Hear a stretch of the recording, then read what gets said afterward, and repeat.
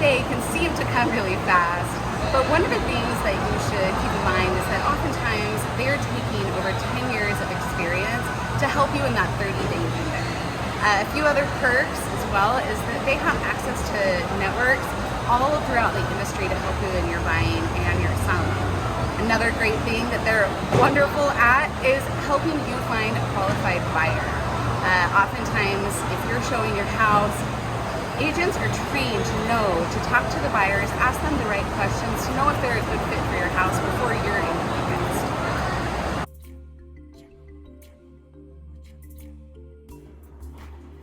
I chose to work with a realtor instead of an online company because we're buying a house, not a t-shirt, and I knew we would have a ton of questions along the way, and I really just wanted to know someone was going to be there to walk us through it. I decided to use a realtor instead of an online selling company because I just don't think I would ever use an online selling company. Especially when I sold my house, it's such an emotional process. And I sort of knew that I needed some hand-holding through that, and there's just a personal piece of it that you just probably don't get from an online company. And so that's why I used a real live person realtor. For us, it was really important to work with somebody who understood our individual needs when it came to selling and buying our new home. And we knew that we wanted to make investments in our new home, so it was really important that we got the most out of our sale that we could.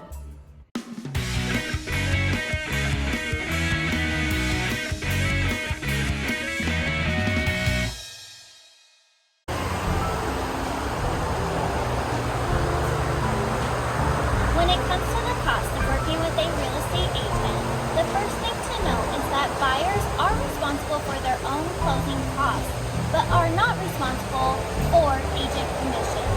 Only the seller pays agent commissions. As a seller, you may be wondering how much you will pay towards agent commissions. Although not a standard, it's usually in the ballpark of a total of 6%. So, for example, if you sell your home for $500,000, you will be paying $30,000 towards agent commissions.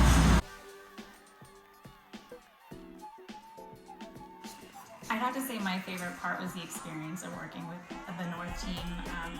Definitely right off the bat, we had great trust in them, and it was very comfortable, and at no point did we feel kind of nervous or uneasy, because we really had that trust, and that teamwork felt like they were with us buying this house.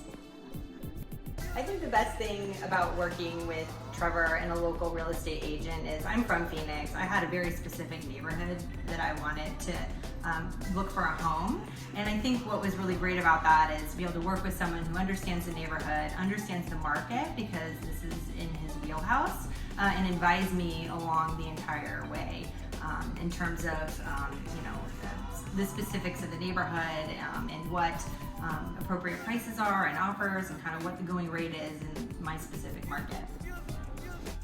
When we decided to buy our new house, we had something really specific in mind that we were looking for, and we knew that the only way we would find that as soon as it came on the market was to work with somebody who had local knowledge of the neighborhoods and areas and could help us scoop that up once it was available.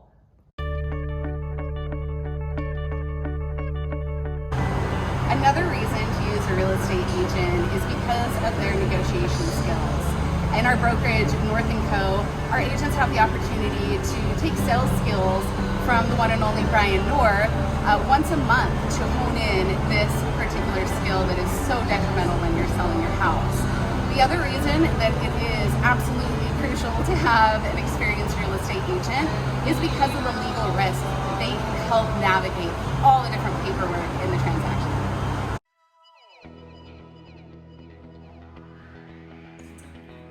And the best advice I could give is find a team that you definitely trust and that answers your questions, and they're knowledgeable about the area and what you're looking for, because that certainly goes a long way.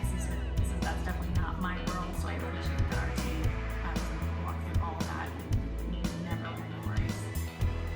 Okay, I think my advice for somebody about to embark on the buy-sell journey is to hire an expert to help you through the process. I don't know about you, but selling and buying residential real estate is not in my wheelhouse, and I know enough to know I don't know.